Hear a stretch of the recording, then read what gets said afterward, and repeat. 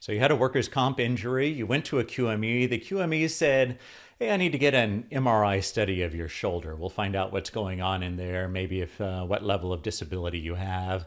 Send you off to an MRI, you go to the facility, you have the study, and then like 3 weeks later, you get a bill in the mail. Hey, Mr. Injured Worker, you owe $765 for your MRI. Ugh. Or, hey, Mr. Injured Worker, you owe the copay for your MRI. We billed your health insurance carrier, but you have to pay the other $75 for your copay. No, it's frustrating, but the labor code says that that can't happen. So what happens? When you file a workers' comp claim, workers' comp is liable for any of the medical treatment that's reasonable and necessary to cure or relieve the effects of the injury, and they're liable for the med legal expenses. So if the QME, that bill, med legal expense, any MRI studies, x-rays, nerve conduction testing, things like that for the QME, the insurance company is liable for all of that.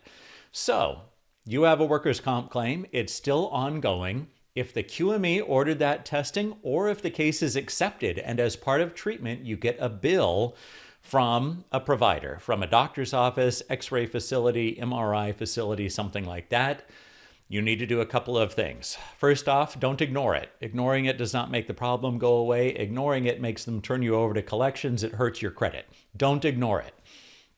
When you get that bill, the first thing you want to do, mail or email a copy to the adjuster and tell them that they need to pay it because it was related to the QME exam, it was ordered by your treating physician, whatever the facts may be, you want to send a copy to the adjuster and tell the adjuster that they need to pay it.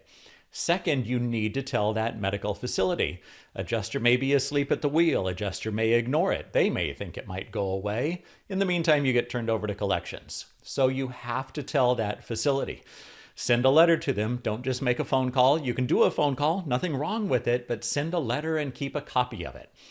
The relevant statute that you're going to deal with is Labor Code Section 3751. It provides, and I'll put a copy of the text down below, if an employee has filed a claim form, a provider of medical services cannot, they shall not, with knowledge that the claim is pending, collect any money directly from the employee for services to cure or relieve the effects of the injury for which the claim form was filed, unless the medical provider has received written notice that liability is rejected. It goes on and on. Here's the thing. If the claim is accepted, medical treatment to cure or relieve, it needs to go through the workers' comp process. It does have to pertain to a body part of the injury that you're claiming. So I've had clients in the past that have sent in billing. Hey, I got a bill from my treating doctor's office. They sent me in for blood work. Like, oh, blood work. Why did you need blood work for your knee injury, let's say?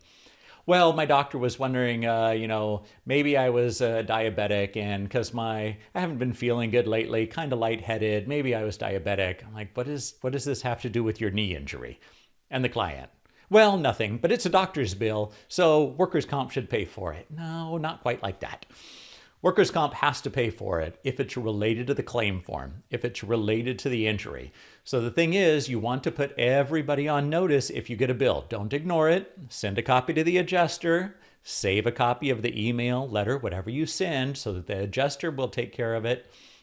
Send a letter to that provider and tell them, Labor Code Section 3751 says that you cannot collect money from me because I have a workers' comp case that's still ongoing. That way they're on notice. If they ignore you, they turn you over to collections, they start impacting your credit. There are some remedies, I've never seen it go that far, but you can get 3 times the cost of the amount that they unlawfully collect.